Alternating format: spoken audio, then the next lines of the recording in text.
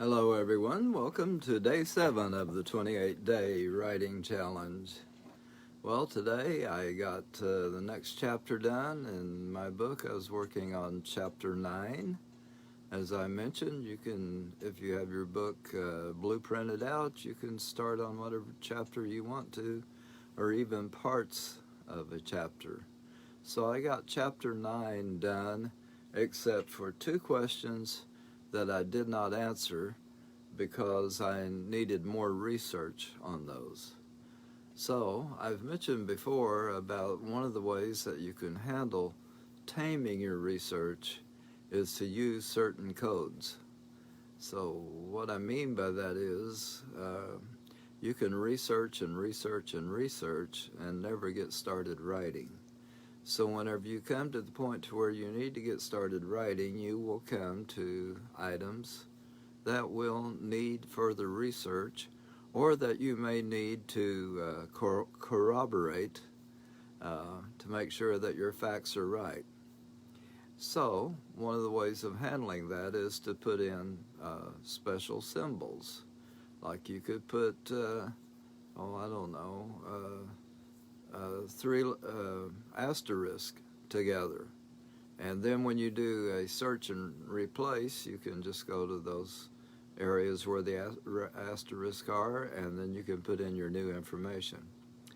Or I'm told that T and K, the letters T and K right next to each other, don't appear in any words in the English language. Now, I haven't really checked that out myself, but since I've tried it, I've not run across any. So it's easy to just go to where an area where you need to do some research. Don't stop right then when you're on a roll, especially if you're using this fast writing method. Just put in your code there. You might put in XXX, or you might put in asterisk, asterisk, asterisk, or you might put TK. And then later when you do a search, it will take you right to the spot where you need to put in the information. By doing your research this way, it becomes a very targeted research. It is very relevant research because you are searching for specific information instead of getting tons of information that you may not use anyway. So research codes is a little tip for you as you're doing this.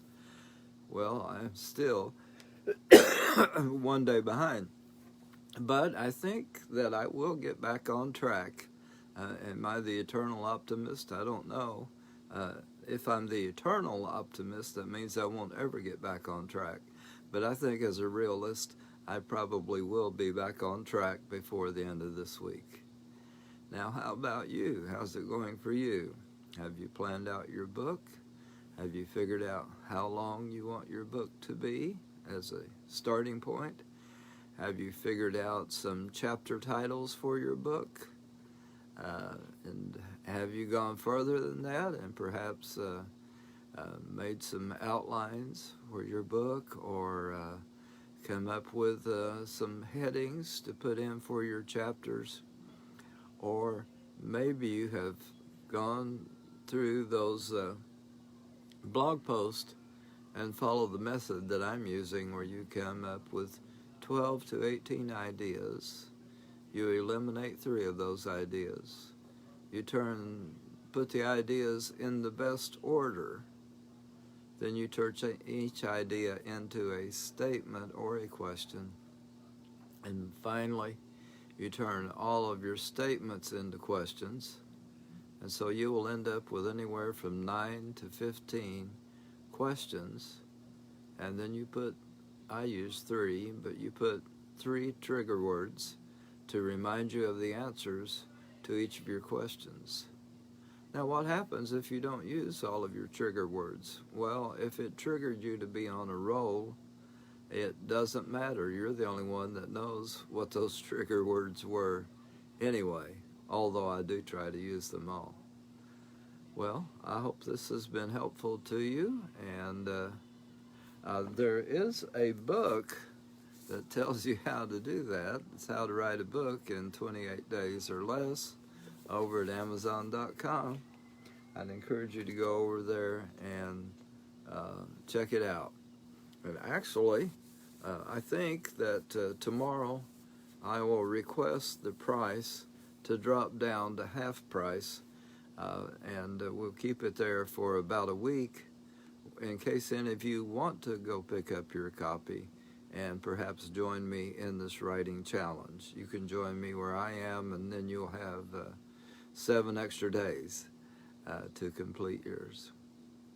Well, have a wonderful evening. For me it is. I don't know what time you'll be seeing this. A wonderful day.